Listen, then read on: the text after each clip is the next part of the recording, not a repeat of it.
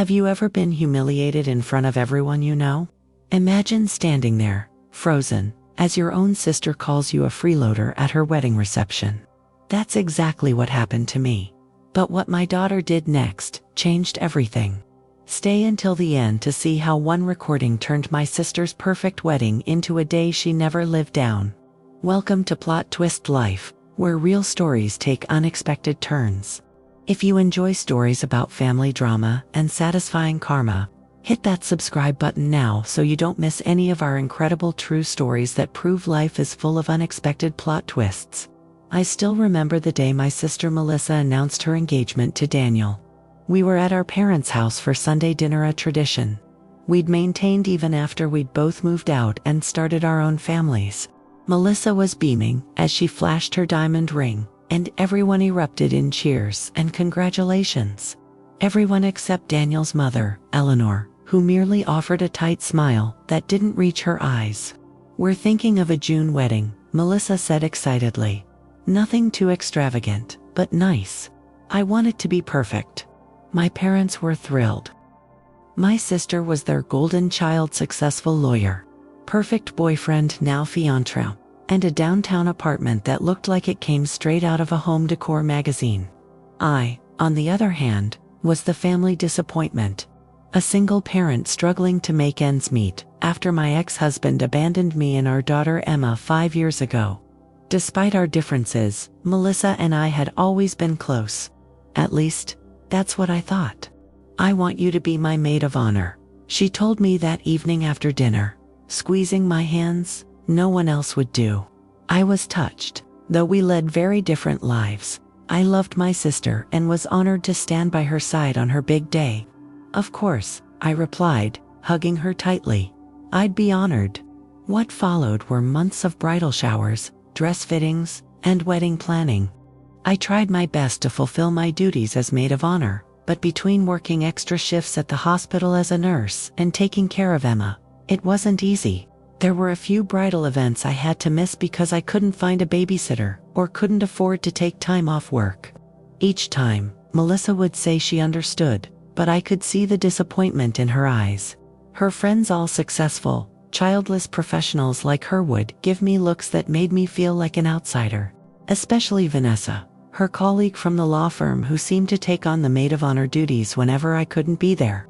As the wedding approached, I noticed Melissa becoming increasingly distant.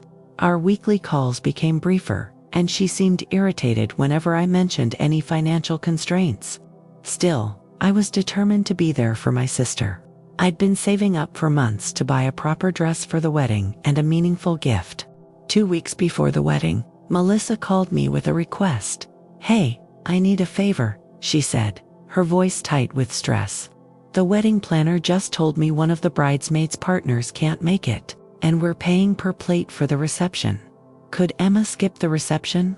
She can still be the flower girl for the ceremony, but the reception is really meant for adults anyway." I was stunned. Emma, now 10 years old, had been looking forward to her aunt's wedding for months. She'd even practiced her flower girl walk daily. "Melissa, she'd be heartbroken. She's your niece." I know, my sister sighed. "But we're already over budget, and it's not really a kid-friendly event. Please, for me, on my special day." The guilt trip worked. I reluctantly agreed, deciding I'd drop Emma off with my neighbor after the ceremony. When I told Emma, she was upset but tried to be mature about it. "It's okay, Mom," she said, though I could see the hurt in her eyes. Aunt Melissa wants a grown-up party. The day of the wedding arrived, a perfect June afternoon with clear skies and a gentle breeze. The ceremony was being held at an upscale vineyard outside the city, with the reception to follow in their grand hall. Emma looked adorable in her flower girl dress, her dark curls adorned with a crown of baby's breath and roses. The ceremony went off without a hitch. Melissa was a breathtaking bride in her designer gown, and Daniel looked at her with such love that it brought tears to my eyes. Emma performed her flower girl duties perfectly, carefully dropping rose petals along the aisle before Melissa made her entrance on our father's arm. After the ceremony, as guests mingled during the cocktail hour, I prepared to take Emma to my neighbor's house as agreed. Do I really have to go, Mom? Emma asked, looking longingly at the beautifully decorated reception hall. I promise I'll be quiet. I was about to respond when I felt a hand on my shoulder. It was Eleanor, Daniel's mother. Is everything all right? She asked, her eyes moving between me and Emma. Yes, I was just about to take Emma to my neighbor's. Melissa thought it would be best if she didn't attend the reception. Eleanor's eyebrows shot up. Really? But she's family, and such a well-behaved child. Before I could respond, Melissa appeared, looking slightly flushed from all the congratulations and champagne. There you are, she exclaimed. Aren't you leaving soon? The photographer wants to take family photos before the reception starts. Eleanor's lips thinned. Melissa dear, why isn't your niece staying for the reception? Melissa's smile faltered. Oh well, we're trying to keep numbers down. Budget constraints, you know, budget constraints. Eleanor echoed, her voice sharp. Daniel told me you insisted on that premium open bar package that cost an extra $5,000. An awkward silence fell. Melissa's cheeks reddened, not from joy this time. It's really not a big deal, I interjected, trying to diffuse the tension. Emma understands, don't you, honey? Emma nodded silently, but the look on her face broke my heart. Eleanor studied us for a moment, then turned to Emma with a warm smile. Would you like to sit with me during the reception, dear? I'd love the company. Emma's face lit up. Can I, Mom? Please. Put on the spot. Melissa couldn't very well object to her new mother-in-law's request. She nodded stiffly and walked away to join Daniel. Thank you, I said quietly to Eleanor. She patted my hand. Family should stick together, all family. The reception began with the bridal party entrance. As maid of honor, I was escorted by the best man, Daniel's brother James. The meal was exquisite three-course dinner with wine pairings selected by the vineyard's sommelier. Throughout dinner I noticed Melissa laughing and chatting with her friends, barely acknowledging me or Emma, who was sitting with Eleanor at a table near the back. After dinner came the speeches. The best man went first, telling humorous stories about Daniel's college days that had everyone laughing. Then it was my turn. I approached the microphone nervously, index cards trembling in my hand. Public speaking had never been my forte. Hello everyone, I began.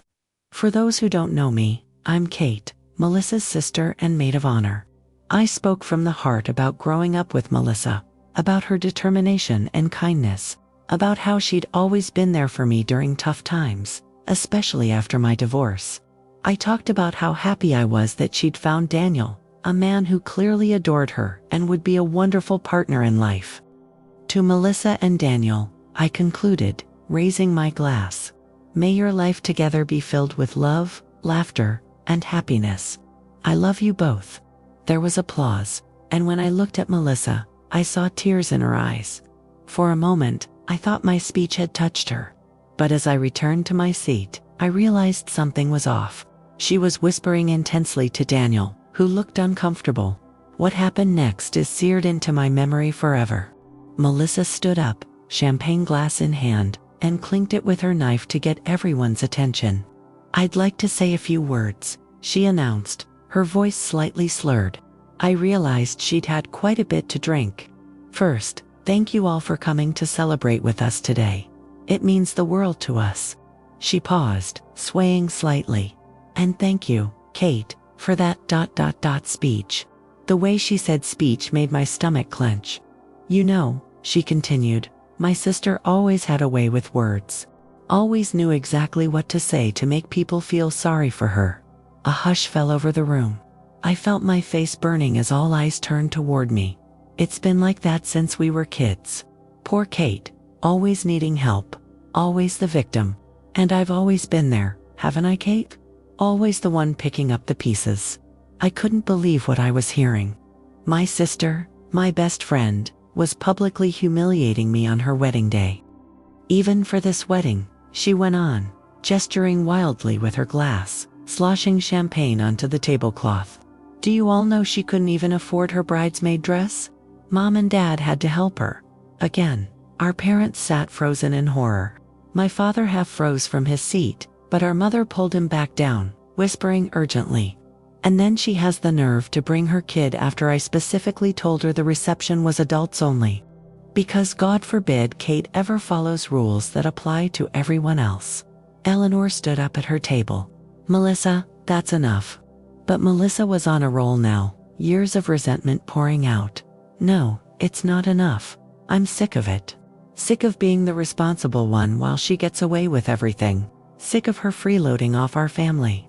The word freeloader echoed in the silent hall. I felt like I'd been slapped. Tears burned in my eyes. And I couldn't move, couldn't speak. And then, a small figure darted across the room. Emma, my sweet, brave Emma.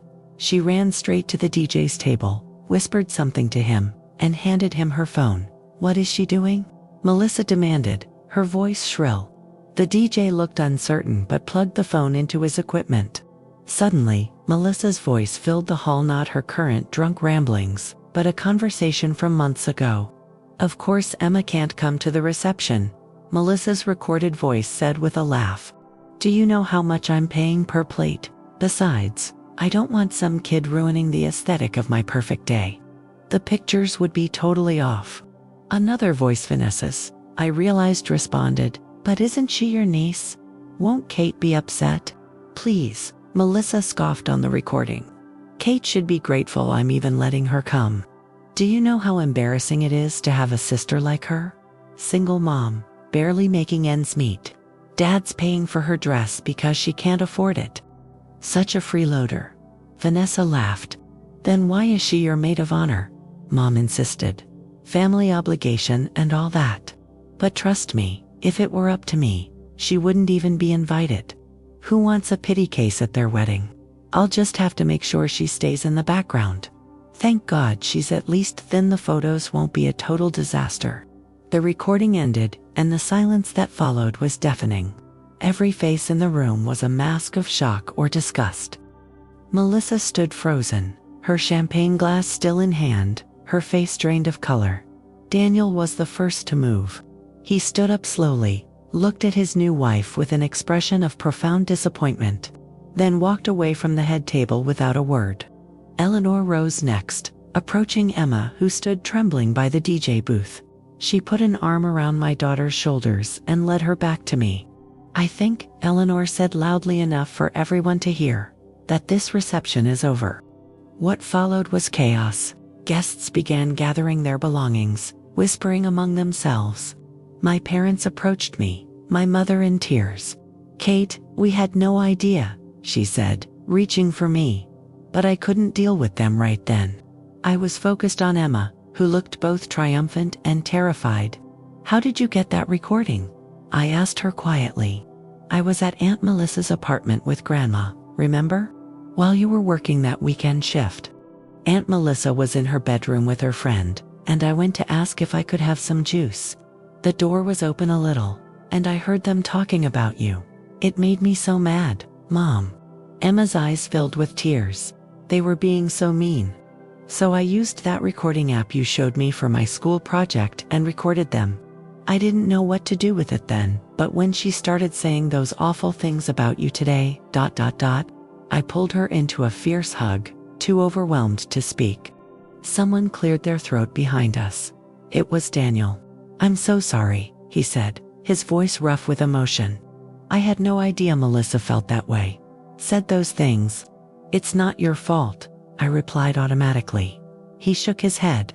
Maybe not, but I'm still sorry you and Emma had to experience this.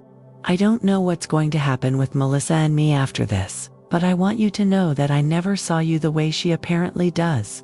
Before I could respond, my sister appeared, her mascara streaking down her face. Kate, please, she begged. I didn't mean any of it. I was just venting to Vanessa. You know how it is. I looked at my sister, looked at her perhaps for the first time. Behind the perfect exterior was someone deeply insecure, someone who built herself up by putting others down. No, Melissa, I don't know how it is. I would never say those things about you. Drunk or sober, venting or not. It's my wedding day, she whimpered. How could you let her ruin it like this? And there it was. Even now, she couldn't take responsibility. Couldn't see that she had ruined her own wedding with her cruel words. "Goodbye, Melissa," I said quietly, taking Emma's hand. "Congratulations on your wedding." As we walked out of the reception hall, past the whispers and stares, I felt a strange lightness. The truth was finally out. The version of my sister I'd clung to, the loving, supportive sister, had been a fiction. It hurt deeply, but there was also relief in no longer having to pretend. In the parking lot, Eleanor caught up with us. "I know we don't know each other well," she said, "but I want you to know that what Melissa said, that's not how the rest of us see you, especially not me." I managed a small smile. "Thank you. And this little one," she said, ruffling Emma's hair, "is a credit to you. Brave and loyal." Eleanor insisted on driving us home, saying neither of us was in any condition to drive. On the way, my phone exploded with messages and calls from my parents, from friends who'd been at the wedding, even from Daniel. I ignored them all. Tomorrow would be soon enough to deal with the fallout. That night, as I tucked Emma into bed, she asked, "Are you mad at me, Mom, for playing the recording?" I sat on the edge of her bed, considering the question. "No, Emma, I'm not mad. What you did was unexpected, but sometimes the truth needs to come out, even when it's painful. Aunt Melissa was being so mean to you," she said, her young face serious. "And you're the best mom ever. You work so hard for us. You're not a ... That word she said. "Freeloader," I supplied, the word still stinging. "Yeah, that. You're not that. You're amazing." I felt tears well up again, but this time, they weren't from humiliation or hurt. They were from the overwhelming love I felt for this incredible child I'd raised. "You're pretty amazing yourself, kiddo," I told her, kissing her forehead. "Now get some sleep. We've had quite a day." After Emma fell asleep, I sat in our small living room, thinking, the apartment wasn't fancy like Melissa's, but it was home. We might not have had much, but we had each other. And today had shown me that was worth more than all the designer wedding dresses and vineyard receptions in the world. The next morning, I woke to a text from Eleanor. "Daniel left last night, staying with his brother. Says he needs time to think. Melissa is distraught. Just thought you should know." I wasn't surprised. What Melissa had revealed about herself yesterday wasn't just about MIT. Spoke to her character, her values. Daniel had seen a side of his new wife that he couldn't unsee. Over the following weeks, the story spread through our family and social circle.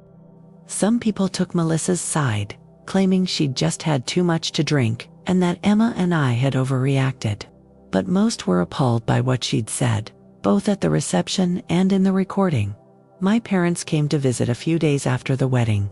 My father, always the peacemaker, tried to suggest that Melissa and I just needed to talk things through. "Dad, there's nothing to talk through," I told him firmly. "She showed me who she really is. I believe her." My mother was more understanding. She'd been shocked by Melissa's words and behavior. "I never knew she felt that way," she said, wiping away tears. "We never meant to make you feel less than her." "I know, Mom," I assured her. "This isn't about you and Dad. It's between Melissa and me." A month after the wedding, I received a letter from Daniel. He and Melissa were separated and considering divorce. "I can't be with someone who treats family the way she treated you," he wrote. "It makes me wonder how she'd treat me when times got tough." I felt no joy at their marital problems, only sadness for what might have been.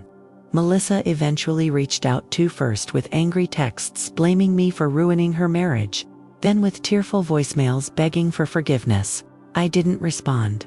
Some bridges, once burned, can't be rebuilt. As for Emma and me, we moved forward. The experience, painful as it was, taught us both valuable lessons about standing up for ourselves and recognizing our own worth. Emma's bravery that day inspired me to be braver too. To ask for a promotion at work, to start dating again, to stop apologizing for our life. 6 months after the wedding disaster, I received another letter, this one from Eleanor.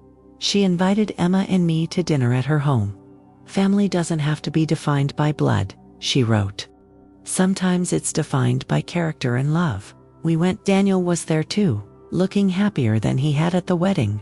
He and Melissa were officially divorced. He and Eleanor had stood by us when my own sister couldn't. It wasn't the family I'd expected to have. But as we laughed and shared stories over Eleanor's homemade lasagna, I realized it was the family we deserved. Life doesn't always give you the plot you expect. Sometimes, the most painful twists lead to the most beautiful destinations. My sister called me a freeloader at her wedding. My daughter exposed her true nature.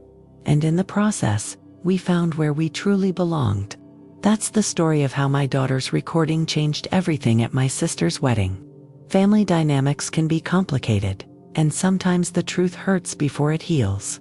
Has something similar ever happened in your family? Share your thoughts in the comments below.